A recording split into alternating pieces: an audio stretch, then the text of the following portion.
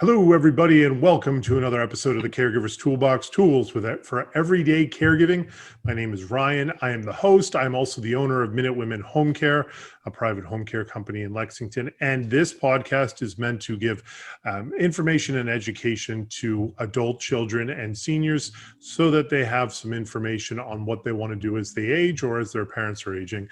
We focus on interviewing and introducing you to different individuals in the senior care world, as well as what their profession is, what their practice is, how they are involved with senior care. And today we have Kara Harvey. She is the president and CEO of Spend the Day Franchising, the Elder Well Adult Day Program. I think I got that right, Yeah. right? Spend the Day Franchising.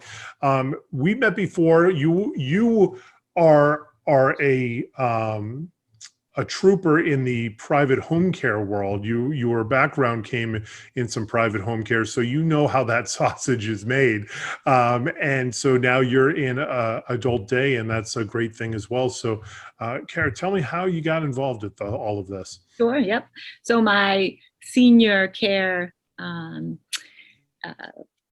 life has been 30 years now. So I started way back when my children were little, and I had a little private home care agency for just the local seniors in my area, and it blossomed, and there was such a need. Back then there weren't any home care agencies around, so I was in high demand. So I built that, bought a national franchise license to grow in the Metro West area. Did that for quite a while and got into the hospice support. So I've kind of done a whole bunch of different areas of senior care. So we saw the need when we were in the private home care world to have a place for those that needed support to come together for the day and be social. And so we developed the social supportive adult day program model, and there's a few of us, but not many. And I said we need to get the word out there that this is an important model. There's two different models, or three in some areas, where there's the social adult day program, and then there's the medical health adult day programs. And we are kind of a hybrid in between those two. So we provide all that social, wonderful, interactive opportunities, and we do provide the support. So whether it be a dementia support, personal care, we can help and assist with that with our CNAs on staff. We do meals and hydration and medication reminders and wellness, just the overall wellness of that particular guest. And we support the families and make sure they have services that they need through networks like yours and mine, and be able to refer out.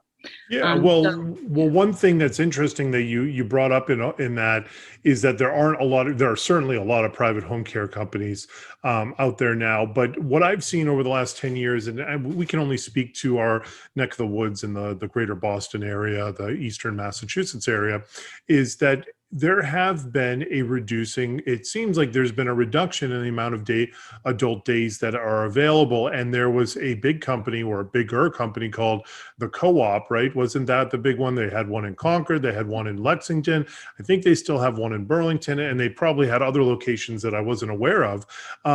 But it seemed like those started closing down, and that must have, and it must be part of the reason why you're doing what you're doing on a social model. Seems like because maybe the medical model wasn't working, and not that they were looking to be super profitable as a for-profit company, as I think they were a nonprofit, but you still have to turn enough of a profit to keep the lights on and keep your employees paid and keep the building open.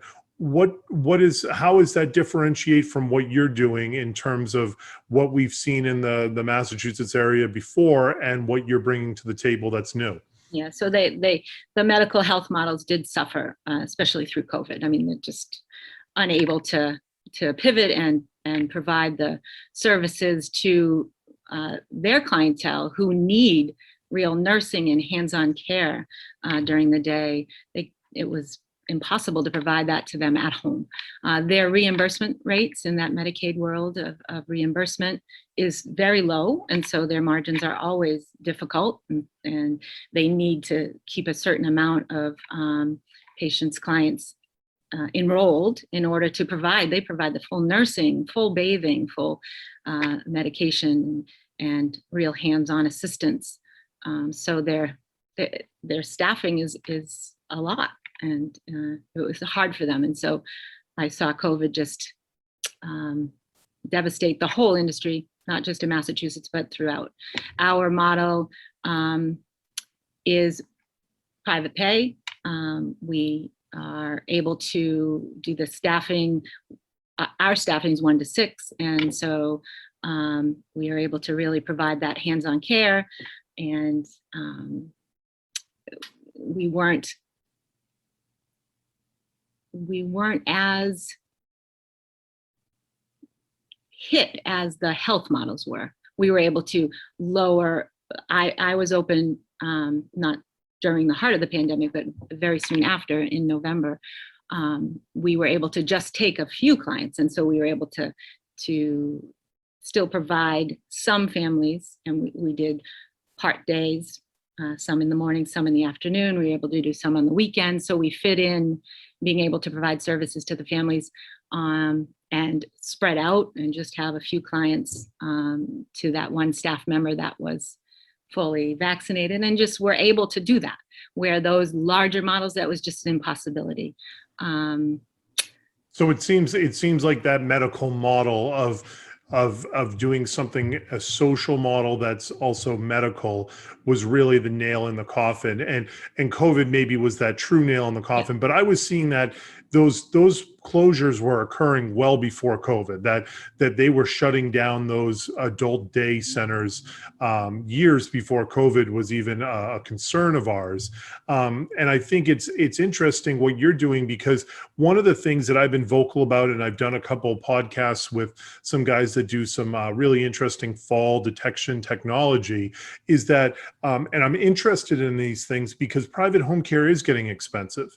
One-on-one care is, by definition, probably the most expensive type of care you're going to get outside of the medical model in a private pay world, because you basically, for lack of an analogy, you have a butler there for you to wait on you hand and foot, right? That's going to be very expensive.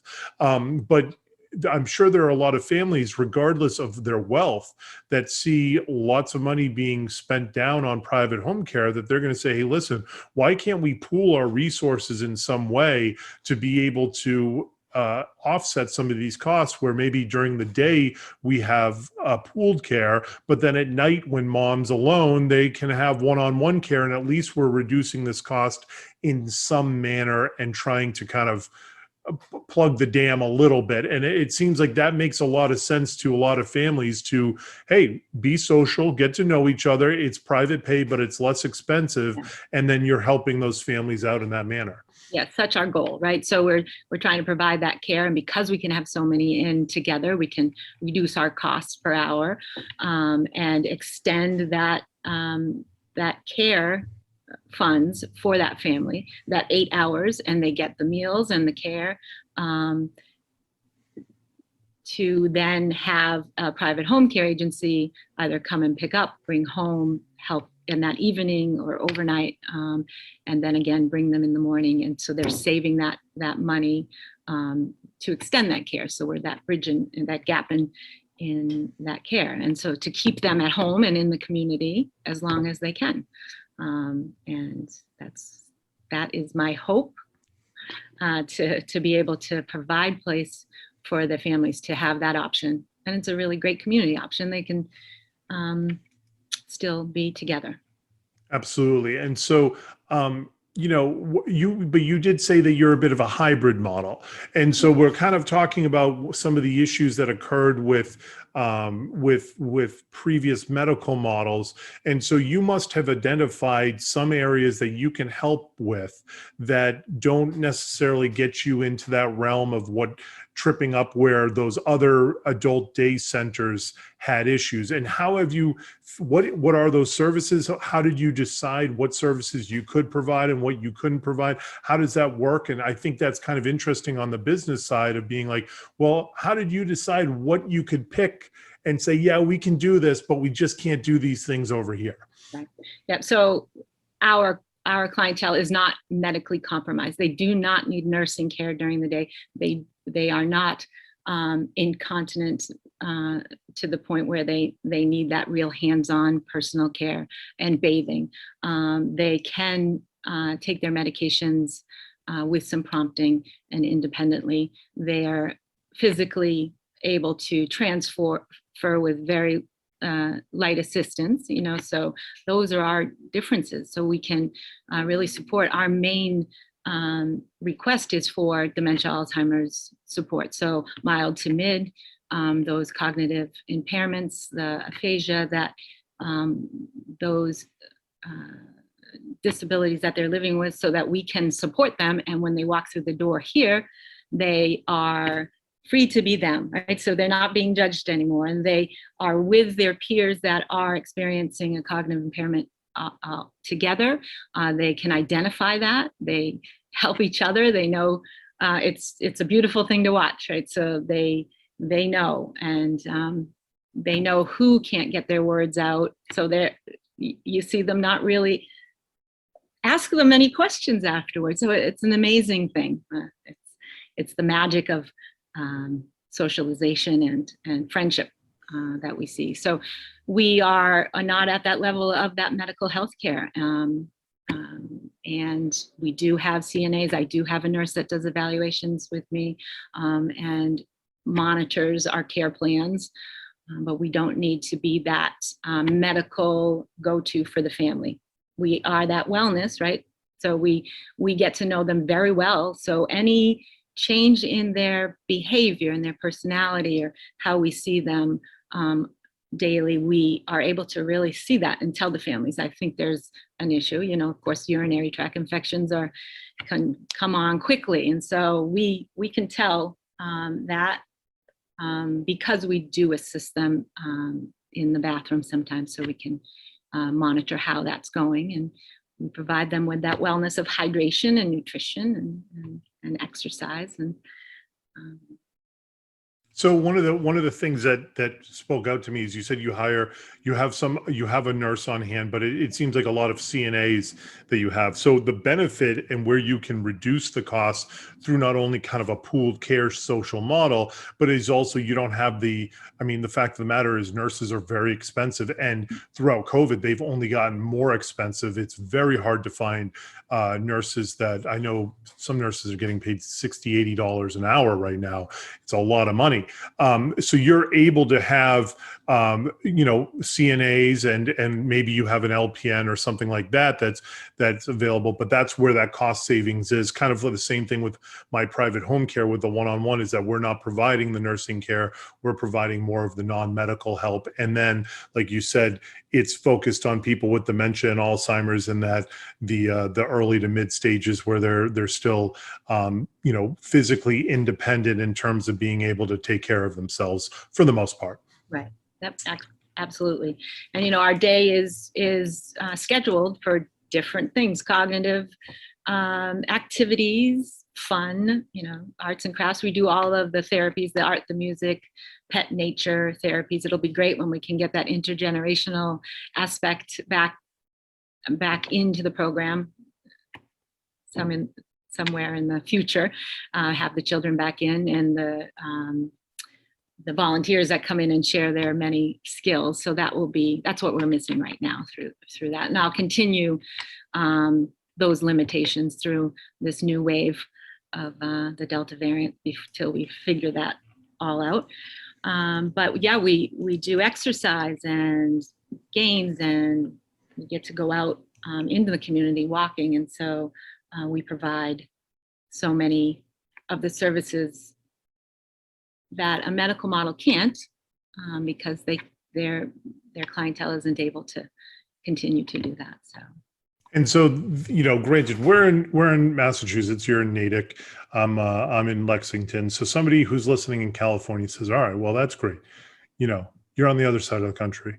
So why do I need to know about all this stuff?" Well, there's a perfect reason why, because you're franchising this and you're Yeah. trying to grow this. So whether if somebody's listening in Alaska or down in Florida or in New Mexico or up in Maine, there is definitely an opportunity for them, if they want to be their own business owners, to work with you on setting up these different locations to be able to provide help to seniors, specifically more focused on dementia affected seniors, but seniors nonetheless who are looking for some care during the day and being social, and for somebody that's looking for their own company. Can you Yep. speak more about what kind of made you decide to go down Sure. the franchise kind of model? And I think that's interesting, and I think it's great that you're trying that out and working towards that goal. Yep. Yeah. Be happy to. Sure. Yep. We franchised the Concept Adult Day we launched just prior to the COVID pandemic. We have our franchise system supports two different models of adult day: in the residential setting, which we have proven, or in a commercial setting, which we've also proven. So we're able to provide the services for those who want a smaller program in their own home, and have a wonderful day program at that level, and up to a larger facility in a commercial space. So that's good. We have different states have different licensing requirements and staffing requirements, and so we know all of those states. We aren't offering in some of the states, but we are concentrating on Florida and Massachusetts because we have a support station in each of those states. And there has been a lot of interest in Arizona and Texas, as you would imagine, because those are the bigger senior population states. And we have a couple of, during COVID, since we had some time on our hands, we developed some other revenue stream available to our franchisees. So within the system, some different offerings. And so those are in the process. We had some that were in process before the pandemic hit. So we're now mid-August going back to them. There, of course, financing was halted during that. So it was a blessing that we didn't have anybody just up and going. And so we're glad to get back to them now and help them go. Now, if we can go backwards, you were saying that you have a residential program and a commercial program. Does that mean, does that mean that you're having multiple people, meaning seniors in one person's home doing the activities? And so you say, hey, listen, my home's big enough to have 3, 4, 5, 6 people. You don't need to go to a facility. You can just come here and people can show up, and then your staff is there for the day doing the same things. Or the other option is the commercial side, which is more of the traditional option. Yeah, so it's a scalable model. So right. Yes, you can have a small program within your home or a home that you've rented. We call them home-based adult day programs, and it's a home-like setting. And you just you host the program within that setting. And so yes, it's smaller. It's normally 10 and under participants for that, depending on the state and the house that it's being provided in. And if you want a larger clientele and more people coming, then you go to a facility, and that can be, we're a boutique kind of system. So we're not looking for franchisees that want to have 40 or 50 or 100 clients. That is not our model. Our model is 30 and under, to be able to really provide that specialized and unique care. And that makes sense. I mean, that makes sense that if somebody's kind of bootstrapping and doing things. Well, hey, listen, why do I need to go out and rent an expensive location if I have a home that I can, and then if I get to 8 people and I say, hey, listen, we're getting there, then we can go to that location, or we can stay at 8 and this works perfectly and I don't have to pay rent and utilities and all these things. And I'm people are coming to a nice home with a nice yard that's safe, and I know the capabilities of my own home as well. So I think that makes a lot of sense. Yeah, and I have 2 women actually doing that exact thing. They're going to open their programs within their own homes, but their goal is to transition once they've recouped their costs. They lost their jobs during the pandemic. They are in the senior care industry in 2 different ways. So that's what they're going to do. They're going to do that. They're going to build that up and get the funds and their credit scores back up in order to go ahead and open in facilities. So our system supports that. We have partners throughout the country, which is the great thing about franchising. You get into the franchise world and there are so many people that you can connect that can assist you in faraway states. And so we have a real estate company that helps them find the right place under what our guidelines are, and that's a big assist. And so the build out, we have in-house expertise, which happens to be my husband and my son, who are in the construction world of renovations and building for handicap accessibility. So that's a blessing. They'll do the assisting with the build out and the licensing and the contracting. So it's really, we have a lot of support for the franchisees, and it's exciting. Yeah, and one thing that I think that I just like to mention to all the people that maybe are private home care companies that listen to this is that this is a way you can partner with somebody. Listen, I'm not the world's expert on home care, but in my decade plus, there aren't people that can afford 24-hour home care ongoing are few and far between. They're even if you're worth 10, $15 million, you're still going to be looking at that $300K that's being spent down every year on private home care and sitting there going like, how do we slow this down? And so I've always looked at when you see these opportunities where somebody's able to go to an adult day center and be able to use us for the other hours of the day, that helps everybody. It allows me on a business sense to have a much more stable customer on an ongoing basis that is going to be able I just find that people that use 10 or 12 hours a day of care are far more likely to, or even 8 hours a day of care, are far more likely to last and be long-term customers than somebody who's using 16 plus hours a day of care 7 days a week. Right. And that's a way that private agencies can work with you in saying, hey, listen, these people have dementia anyways. They're going to decline over time one way or another, so that when they're no longer appropriate for your adult day social model, then they're going to get 24-hour care anyway. So you're providing a service to somebody that they're able to enjoy interacting with other individuals and helping somebody stay in their home longer and enjoy their life longer. And then when they get to the point where they really need 24-hour home care, that's what we're there for. But we're able to help at nighttime or the 8 hours or whatever it is in between, so that it works. And I think a lot of people in senior care can't see the forest through the trees on that sometimes, and say, hey, listen, we're not necessarily competitors, because I can't provide a social model any more than you can provide one-on-one care. And so if somebody's a grumpy old man that doesn't want to leave their home, then you're not the right person for them. And if somebody wants to be involved in a social model, 24-hour home care is not the right solution for them either. And I think there's a lot of ways that people could work with you in that field. Absolutely. And for those grumpy old men, when they come, they do get fresh homemade muffins in the morning. It gets them a little bit happier, but absolutely, we need each other. I need quality other resources for our families, because we are only 8 hours a day and Monday through Friday.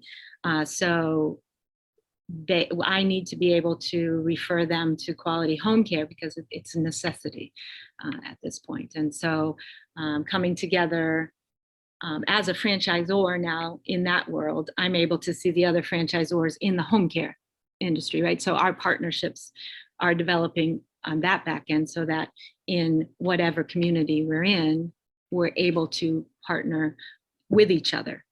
So that's a benefit. Absolutely. And I think it's outstanding that you've taken this step. And it says a lot that I'm sure it's been a tough 18 months as it has been for most of the country, but certainly starting a business and trying to get franchises up and running right as all this was going on is a challenge, and to say the least. And the fact that the time has passed and you're still pushing forward shows that determination, and that when somebody buys into your franchise, they're going to have franchise owners or the CEOs of the franchise. I don't know the proper terminology of that, but they're going to have somebody that's got their back, right? And that's going to be saying, hey, we're here to help. Absolutely. Yep. We're strong and thick-skinned and seasoned, right? So we've been business owners for a very long time. In our franchise system, we have other people that have been in the franchise world, and so they know that they're consultants. They know the